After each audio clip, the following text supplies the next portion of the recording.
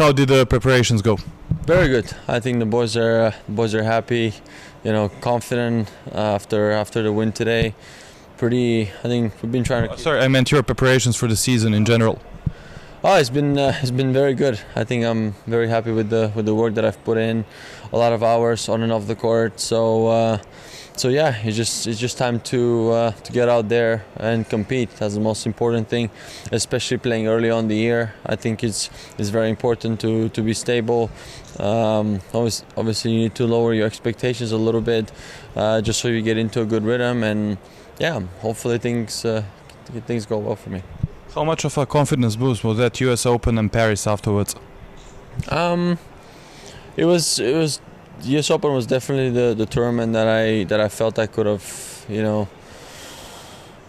propelled me to do better and to do well. I think I was clearly I didn't expect it. I was slimming down the ranking, so it was never easy to try to find my way back. But I think after a couple of good wins early on, then beating Roger at such a big stage was definitely a boost for me. And in Paris, I just played a great tennis. That's it, really.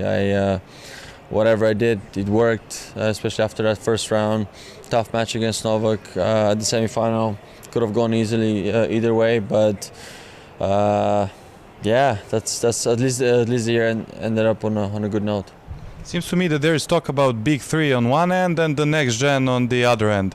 Not a lot of people talk about, let's say, the middle generation with you and Ishikori. Do you think you can get back in the mix? I mean, you proved it in New York.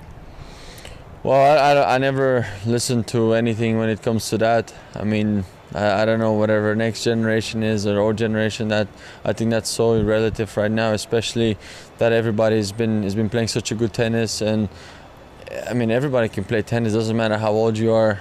There's some guys that have developed way earlier in terms of physicality and their game. So it's certain things comes easier to certain players, but and plus I don't think there's such a thing as middle generation. It is what it is. I think tennis is going to have definitely a lot of more diversity once the top guys are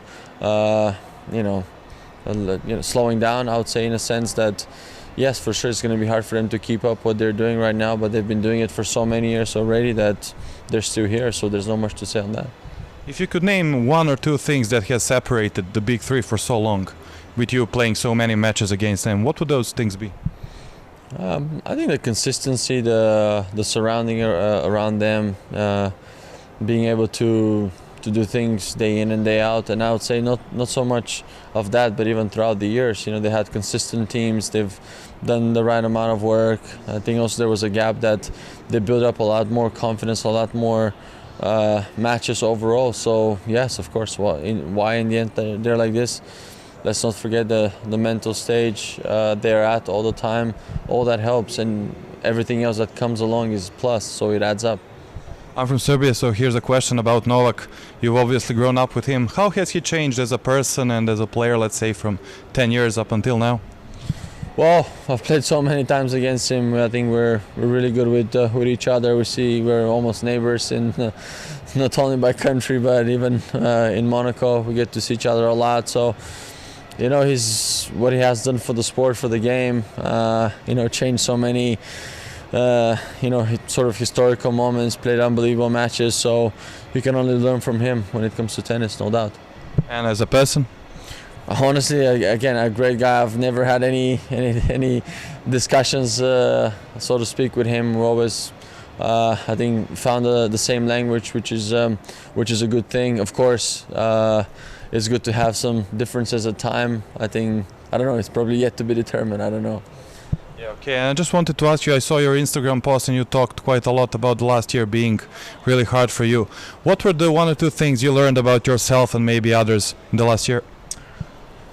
Don't expect much from others. That's it. Don't expect much from others. That's probably the key thing for me. And obviously my first injury was something that I was not dealing too well with it. I was in a really low place in my life, I would say, not only in my career.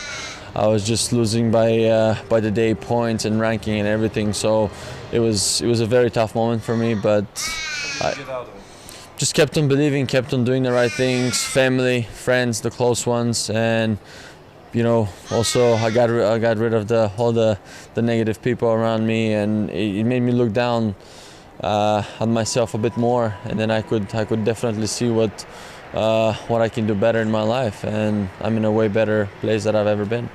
And last question, one wish for yourself in 2020? Stay healthy. Thank you very much and good luck. Thank you. Thanks. Thank you.